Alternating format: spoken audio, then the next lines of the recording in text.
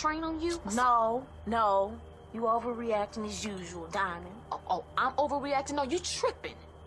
How am I supposed to watch you when you keep trying to leave the club all the time? Watch me?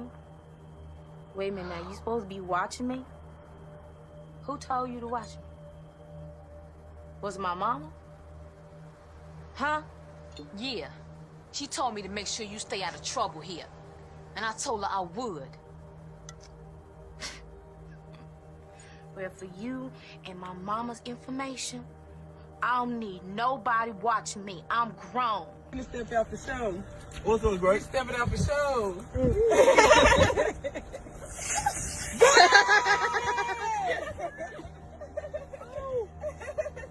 What's up, Jay? Great. Man, take that shit Look at Leah. Oh, man, y'all got her money with she.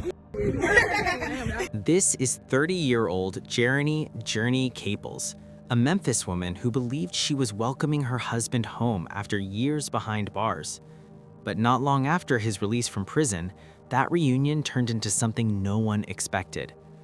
On November 11, 2021, Memphis police were called to Prince Avenue in the Nutbush neighborhood of Memphis, Tennessee, less than 2 miles from Jerriny's home.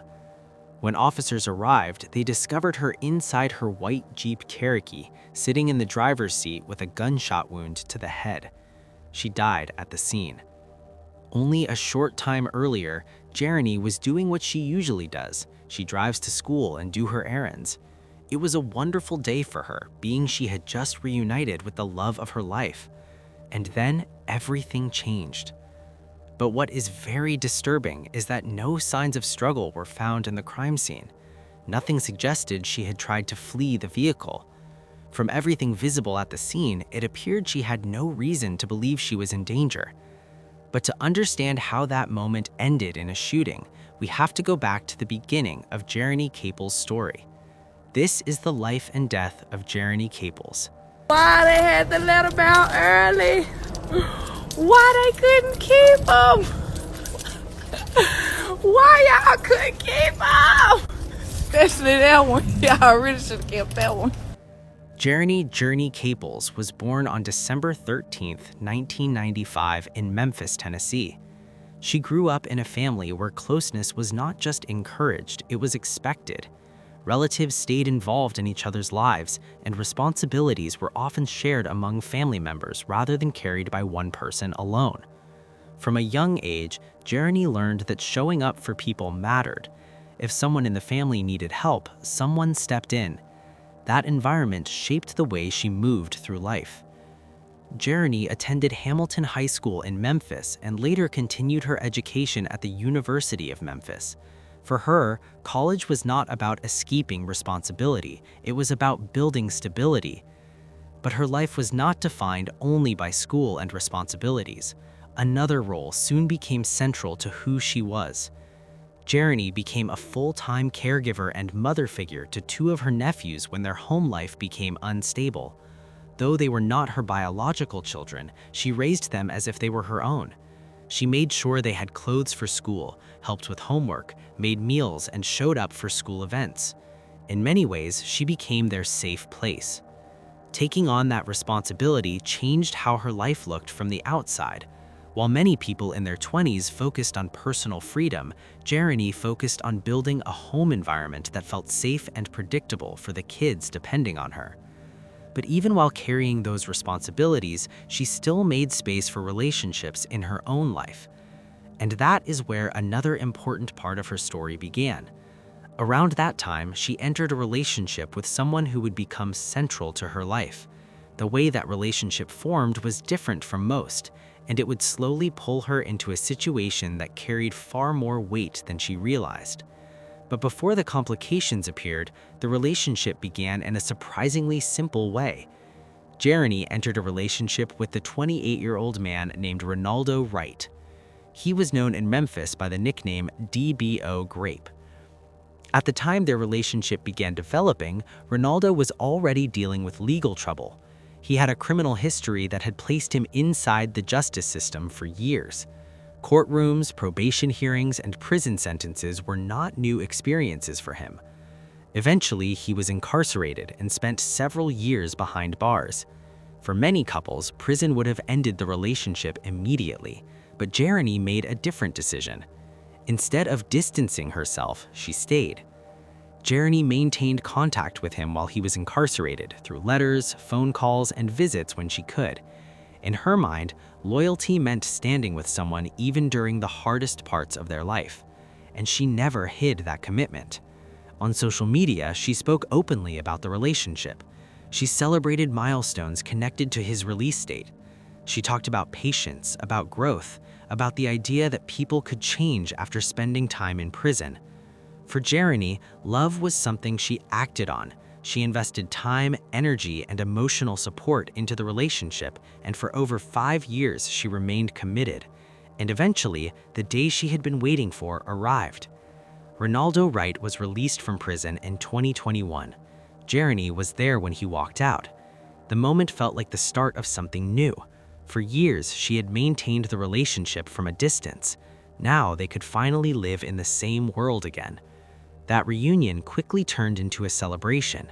Friends gathered, cameras recorded the moment, social media posts showed excitement and relief. For Jerriny, the years of waiting felt justified. The person she had stayed loyal to was finally back home. Oh, you gotta make them cheeks clap on this. Come on here and see the rest for this shit get messed Make up. them cheeks clap on this.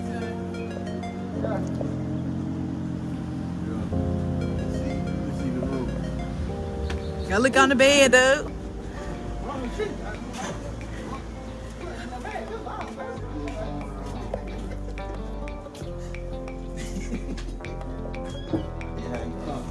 This how I'm coming. Just with the left on over there, Jay.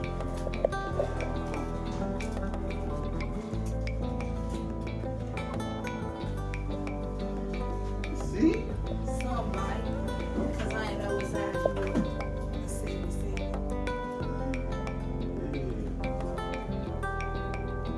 Come on, look in the bathroom real quick. Right, I'm the extra. I miss you in the next one. Ah, okay. Okay. Oh, man. You want some of them? Well, you got them. Whatever you ask for, you get. I want one pair. He's like, I can't have my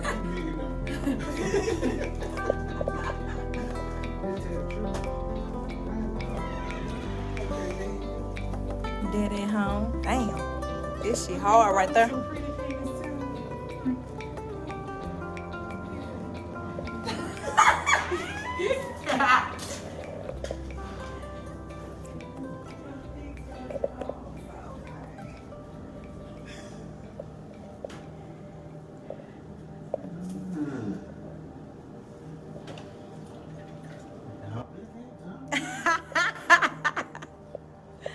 Come on, come this way, Greg.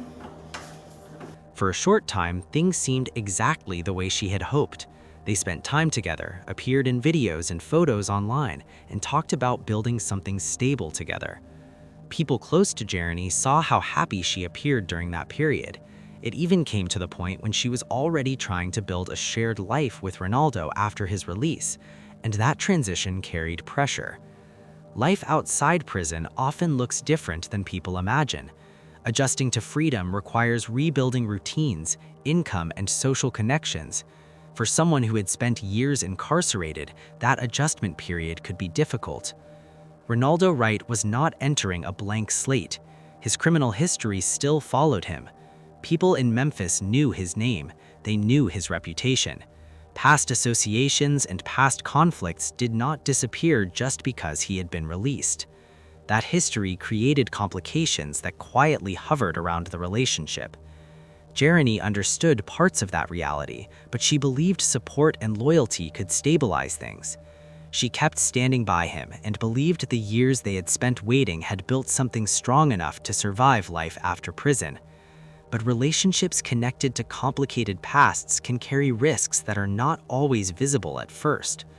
And while everything looked stable on the surface, pressure was quietly building underneath. And eventually, the pressure surrounding those circumstances would begin to tighten. Because even when someone tries to build a new life, the past doesn't always stay behind. Sometimes it follows quietly, and sometimes it waits for the moment when everything seems calm. For For Jerriny Caples, that moment was approaching. And what started as a story about loyalty and second chances was about to take a direction no one expected. Because soon enough, something would happen that would bring everything she built into a dangerous situation. And that moment was closer than anyone realized. On the morning of November 11th, 2021, Jerriny Caples began the day the same way she had many times before. Inside her home in Memphis, Tennessee, she focused on the responsibilities that had become part of her daily routine. The two nephews she raised depended on her for structure and guidance, and mornings usually revolved around preparing them for school. Once the children were prepared for the day, Jerriny moved on to her own plans. Before leaving, she spoke with her sister Candace. The two communicated regularly, and checking in with family had become a normal part of Jerriny's routine. During that conversation, Jerriny explained that she was going to school and then planned to meet someone about getting a pair of shoes. It sounded like a normal plan. Running errands and handling everyday responsibilities were common parts of her schedule. Nothing about the conversation suggested urgency or concern. The plan was simple: attend school obligations and then meet someone about the purchase she mentioned. After finishing the call, Jerriny got ready to leave. She walked outside and got into her vehicle, a white Jeep Cherokee. The vehicle was familiar to people close to her. It was the car she used to move through her daily routine, driving to school, running errands, and transporting the kids she cared for. Once inside the vehicle, she began driving through Memphis. Her route that day kept her within the areas she knew well, on streets she had driven many times before. But then something changed. As the day continued, the routine she had planned began to shift in a way no one around her could see yet. At some point during the afternoon, Jerriny drove towards Prince Avenue in the Nutbush neighborhood of Memphis, Tennessee, less than 2 miles from Jerriny's home. The area was residential, and it was part of the same general environment where she had spent much of her life. Eventually, her white Jeep Cherokee came to a stop in the driveway area of a residence on Prince Avenue. She remained seated inside the vehicle. Nothing about her movements that day suggested anything unusual was happening, but within minutes, the situation began to change. At some point while Jerriny was seated inside the Jeep Cherokee, someone approached. The interaction happened quickly. There were no signs of a struggle and no evidence that she tried to leave the car. Everything unfolded at close range in the driver's seat area. And then the situation escalated. The person who approached her was close enough to reach into the vehicle. Inside the Jeep Cherokee, Jerriny remained seated in the driver's seat as the interaction unfolded. The moment was brief. There was no extended confrontation that spilled outside the car. Everything happened within the space of the vehicle. Then, at close range, the shooter fired a single shot. The bullet struck Jerriny in the head while she was seated inside the driver's seat of the white Jeep Cherokee parked on Prince Avenue in Memphis. And within seconds, the moment that began as an ordinary day had turned into something completely different. Hours passed before anyone close to her realized something was wrong. Back at home, Jerriny's sister Candace continued going about her day. Earlier that morning, they had spoken on the phone. During that conversation, Jerriny had explained that she was going to school and then planned to meet someone about getting a pair of shoes. But as the day moved forward, Candace noticed something unusual. Jerriny was not answering her phone. At first, Candace assumed there was a simple explanation. Jerriny could have been busy with school, she could have been driving, she could have been handling errands. It was possible her phone battery had died. But as the hours continued to pass, the silence became harder to ignore. Jerriny was someone who usually responded quickly. She stayed in contact with family throughout the day. She was responsible for children at home, and she normally kept people informed about where she was going. The longer the phone went unanswered, the more uneasy Candace became. Eventually, she decided to go check on her. She got into her car and drove toward Jerriny's house in Memphis. The trip did not take long. The two sisters lived close enough that checking in person felt like the fastest way to understand what was happening. But when Candace arrived near the house, something immediately felt different. Police were already there. Several officers were gathered in the area near Prince Avenue in the Nutbush neighborhood. Patrol vehicles were parked nearby, and the scene was active with law enforcement presence. Candace approached the area, but officers stopped her and told her she needed to wait. At that moment, she understood that something serious had happened. But what she did not yet know was that the vehicle officers were surrounding belonged to her sister. Inside that vehicle, Jerriny Kaplis was still seated in the driver's seat of the white Jeep Cherokee parked on Prince Avenue in Memphis. And the officers on scene had already discovered the gunshot wound. When I got to my sister's house, I felt it. Something was wrong. And that's when the detectives told us we had to stay there for a minute. When they said that, I already knew my sister was gone. The investigation began immediately. Memphis police secured the area around the vehicle and began examining the scene, checking for evidence and speaking with anyone nearby who might have seen something. But almost immediately, investigators faced a problem. No one stepped forward with clear information. The street was residential and homes surrounded the driveway where the Jeep had stopped, yet the information coming in was limited. However, investigators continued searching the area for anything that might help explain what had happened inside the vehicle. And eventually, a piece of footage changed the direction of the investigation. A nearby doorbell camera had recorded activity near the driveway. The footage showed a person leaving the vehicle. The figure stepped away from the white Jeep Cherokee and walked down the street. The person was not running. The movement was calm and steady as they left the area. The camera captured the clothing and the build of the individual, but the face was partially covered. The image was not clear enough to immediately identify the person. Still, one detail stood out. The person leaving the vehicle was carrying a brown designer backpack with the MCM logo. That backpack became one of the clearest details in the footage, and investigators released the images publicly in hopes that someone might recognize it.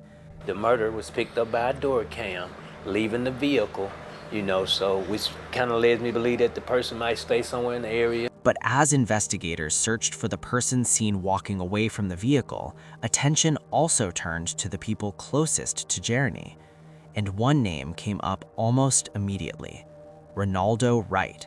He had only recently been released from prison after spending years behind bars. Ronaldo had just come home. Their relationship had been visible to everyone around them, and now, only days later, Jerriny had been found shot inside her car. For many people in the community, the connection felt impossible to ignore. But timing alone does not prove involvement. No public evidence directly linked Ronaldo Wright to the shooting, and no charges were filed against him in connection with Jerriny's death. Still, because of how close he had been to her and how recently he had returned home, his name remained part of the conversation surrounding the case. And while investigators continued searching for the person seen leaving the vehicle with the brown MCM backpack, the questions surrounding Jerriny's death only grew larger. Meanwhile, the news of Jerriny's death began spreading through her family.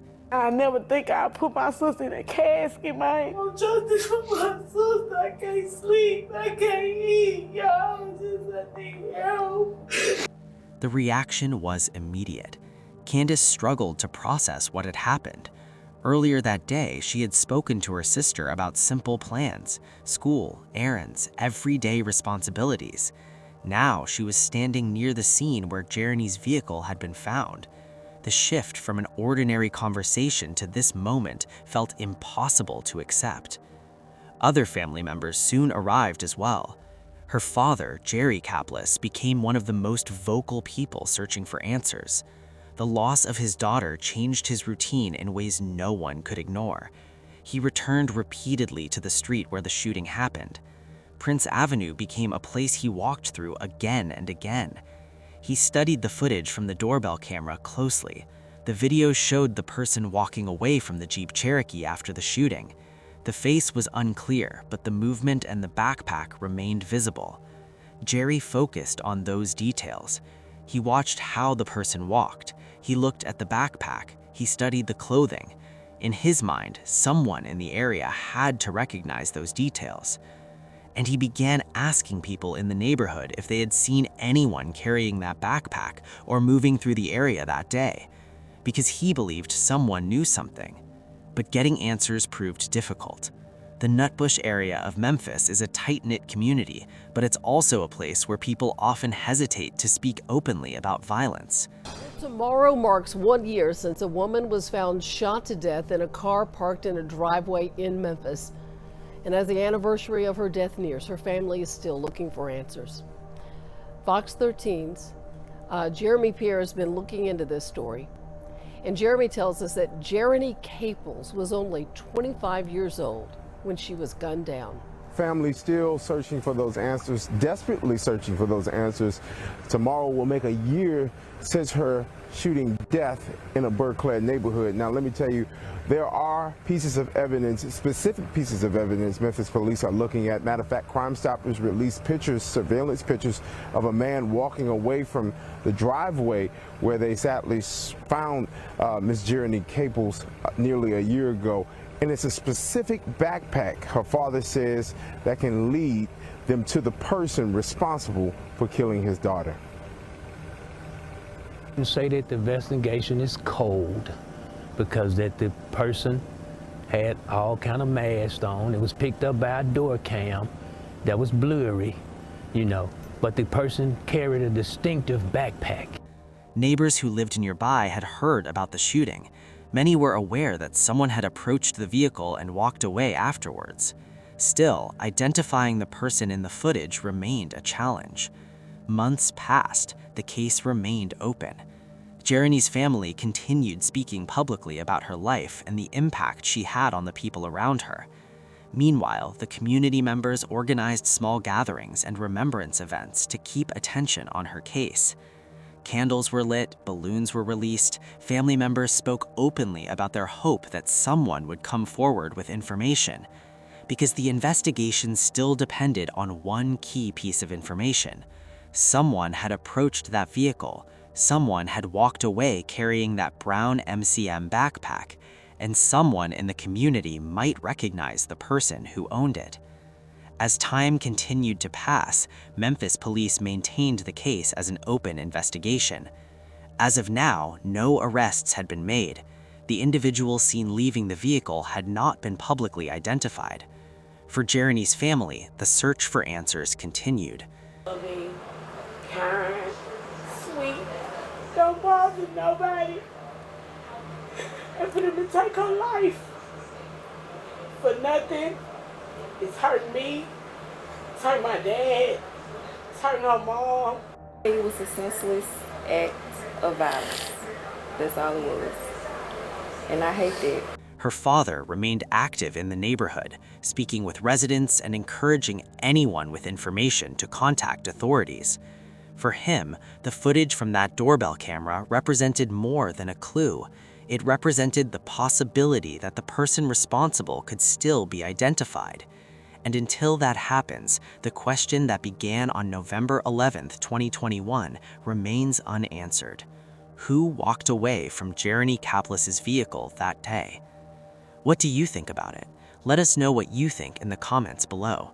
And if you found this story intriguing, please like, share, and don't forget to subscribe for more stories like this.